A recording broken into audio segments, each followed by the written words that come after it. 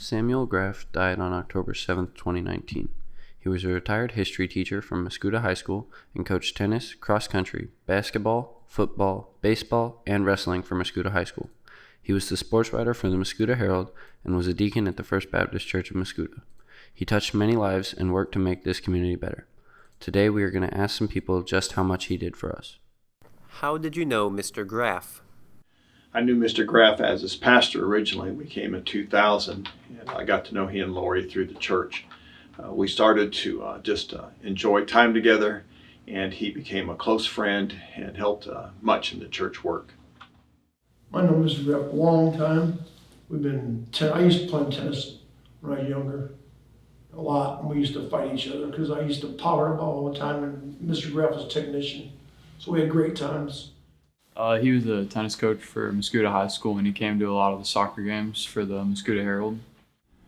Well, my memories of Mr. Graf go way back till I was a little kid in the community playing in his community-wide tennis tournaments, all the way up through obviously in high school when he coached several sports and was always involved. So known him my whole life, and he inspired a lot of people, including myself. How did Mr. Graf impact your life? Yeah, he was obviously my dad, so he was there for me every day. As a coach, tennis coach, he always just always there to help me and guide me in what I need to do. Always great technique and just always wanted the best for me and was there for every step of the way. Sam impacted my life in a major way. He taught me more about faith probably than I've ever learned in any other way. He was a simple man, yet he lived a life and enjoyed it, and he was able to do all that he wanted to do on what God provided to him and Lori. And so it was an encouragement just to see that God could do the same with me as well. I think the thing that strikes me or always struck me with Mr. Graf was his authenticity. I don't think he ever wavered from who he was, and it's important to me, obviously in my role, to be who I am. And I think I learned some skills from him on no matter what the circumstance may be. Don't let it dictate your behavior and how you act. And I think he was a staple of that. He was who he was. He was proud of who he was, a man of faith, a man of respect, and you could tell that by the way he carried himself every day. What impact would you say Mr. Graf had on our community? He wrote for the Mascoutah Herald as a sports writer, and so he was there for pretty much every sporting event, and he always wanted to get the high school athletes their names in the paper, and always looking for their interests. And through my church, he do some community service, and just loved people and always wanted to serve people. Sam had a bigger impact on the community than most people would see. He was a very humble man, didn't talk a lot about himself, but as you talk with students and faculty and even those of the church, you come to find out that he did a lot of things that people didn't know about. He worked a lot in the life of the students. He was an encouragement to them. He strengthened them. He gave them guidance and direction, and he did that in many other areas of life as well. And Mr. Graf was great. He taught my one daughter, she's 40 now, and taught her tennis, and he taught my son Robbie. They played tennis for him for a couple of years, so he was great. Mr. Graf always I helped him this summer at the tennis camps at the high school, and he'd always try to teach the little kids, no matter what, grade school, middle school, or high school come out, and he'd give them lessons free all the time. He was a great guy. Obviously, he was involved with the Mascoutah Herald, and for a lot of the high school students, he taught them a lot of valuable life lessons. Well, I think he impacted our community in more ways than people will realize for a while. Certainly the immediate impact would be with the media in town and how he supported our sports programs and our athletes and all the articles that he wrote and that people read every day without knowing how much time and effort he put into that part of it.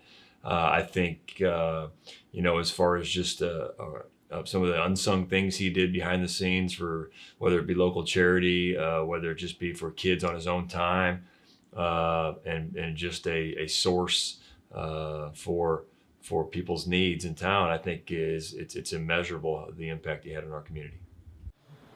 So my best memory of him was just times being around the house with family, like holidays or whatever, just sit around, just watching a ball game or just having family time and just being together. Best memory of Sam is just the opportunity to sit down and talk with him. He loved history, and I loved history, so we'd sometimes get in conversations, and in those conversations I'd learn a lot more than I had either in class or even my own reading.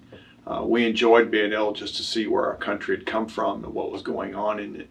And so we had the opportunity on many occasions just to speak about some of his favorite topics as well as mine. The Revolutionary War and World War II were two of my favorite. And he just got to give me more information that I had never had before, and it was great just to learn. He was a crazy driver, and we would always go out to eat at Little Caesars after a tennis match. I have so many. I don't know if it was him walking in the door every morning with his cup of coffee spilling all over the place and the Conservative Chronicle tucked underneath his arm, or if it was just being around and always checking the pulse on everything. He always popped into practice. He always popped into the coach's office and always just wanted to know how things were going. And I think just his presence is a memory that I've still not quite fully grasped, won't be around ever again. And so, like I said, he's a man that impacted so many, and he was an influence on my life, and I know my brother's life too, as he used to coach him in tennis and some things. So he'll be sorely missed around here.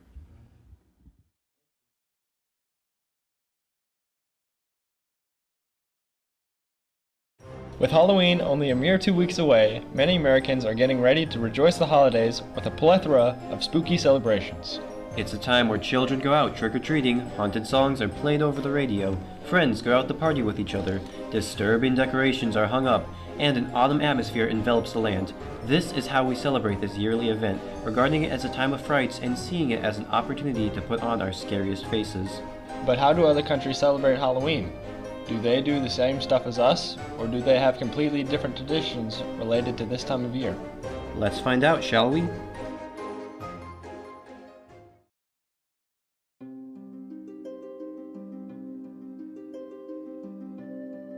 Thousands of miles away from America lies the Celtic land of Ireland, the origin point of Halloween. Instead of being referred to as Halloween, the Irish call it Samhain, meaning All Hallowtide or the Feast of the Dead. It is a celebration marking the end of summer and the beginning of winter. At the time of the 8th century, the Catholic Church designated November 1st as All Saints' Day or All Hallows' Day, a day to commemorate saints that did not have a specific day of remembrance. Modern celebrations of Halloween in Ireland are similar to America. Trick-or-treating is held and parties with friends are planned. However, there are some celebrations that are different, such as bonfires being lit all over the country as they were in the days of the Celts.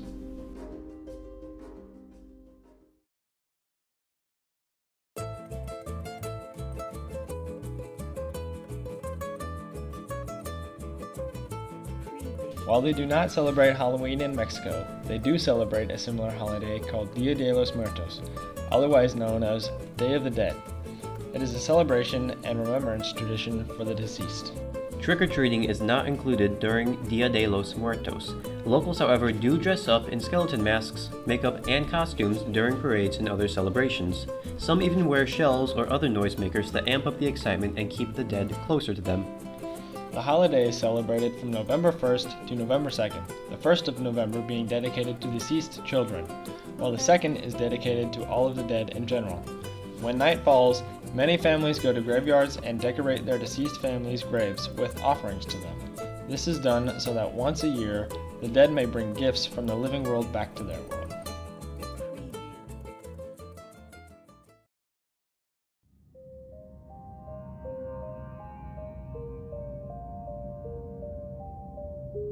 Halloween is a relatively new phenomenon in Japan, and while it has been growing in popularity over the years, it is not a direct copy of an American Halloween.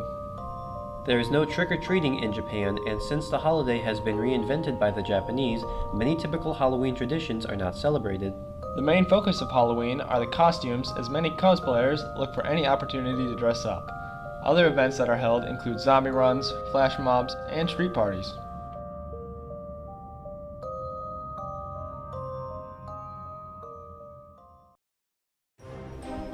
While some countries have deep-rooted traditions to Halloween, others are relatively new to the concept. In any case, many countries celebrate the holiday with their own reasons and their own added twists. Hope you enjoy a spooky October, and here is to a frightful Halloween. Johnny, he kept taunting me and saying, "They're coming to get you, Barbara," but I just laughed and I said, "Johnny, stop it," and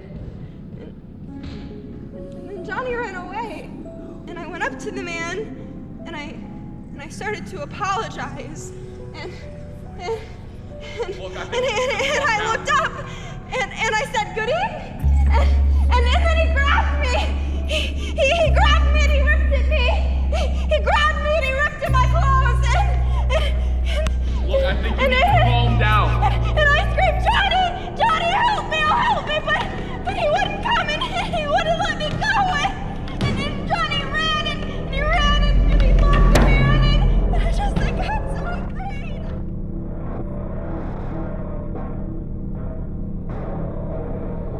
Hello, I'm Mr. Rice. We're actually showing a double feature, and so there are two plays, price of one, two short one-act plays. One is Night of the Living Dead, and the second is called 10 Ways to Survive the Zombie Apocalypse. To put it short, they're about zombies and the apocalypse. It is going to be pretty spooky. One is a serious play and the other is a comedy, so you get your spooks and then you get your laughs, all in one night. We are issuing an official spook warning for this. It's too spooky for some folks, so come at your own risk. On a serious note, there's haze and flashing lights and simulated firearms. So, yeah, if that freaks you out, come and face your fears. You won't. Bet you won't. Muscuda High School is proud to present Night of the Living Dead and 10 Ways to Survive the Zombie Apocalypse. It is 7 p.m. on Friday and Saturday of November 1st. $5 for students, $8 for adults. For more information, email Mr. Erickson.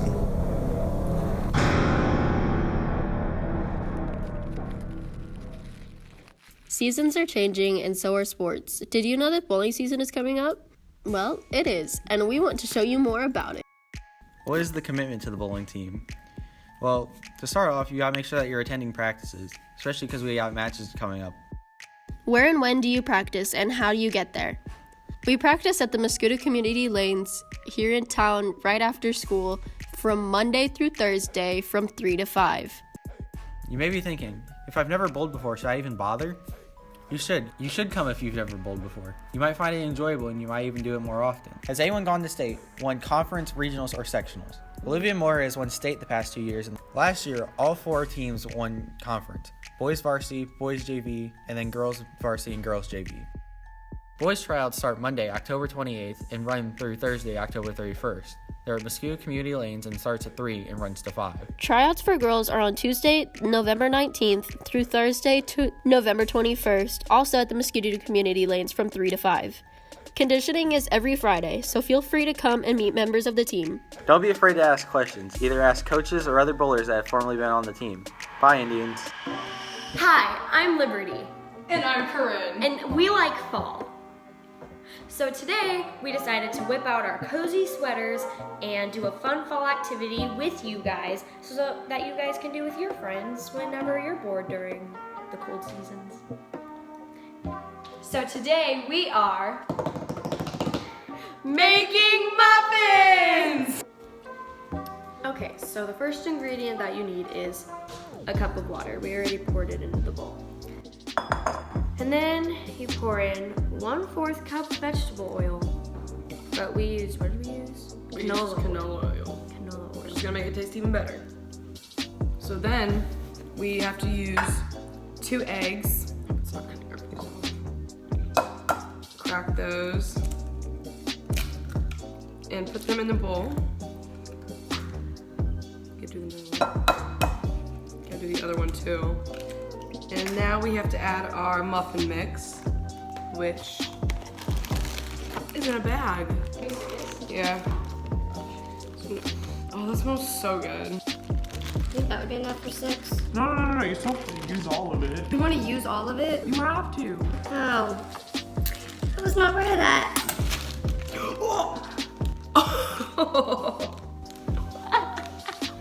And now you just mix it all together.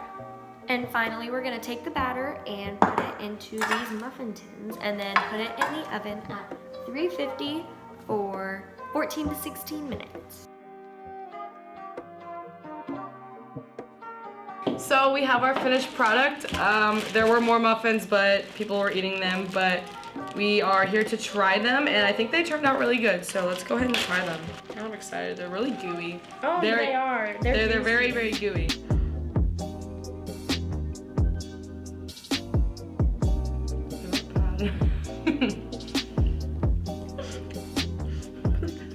They're kind of dense.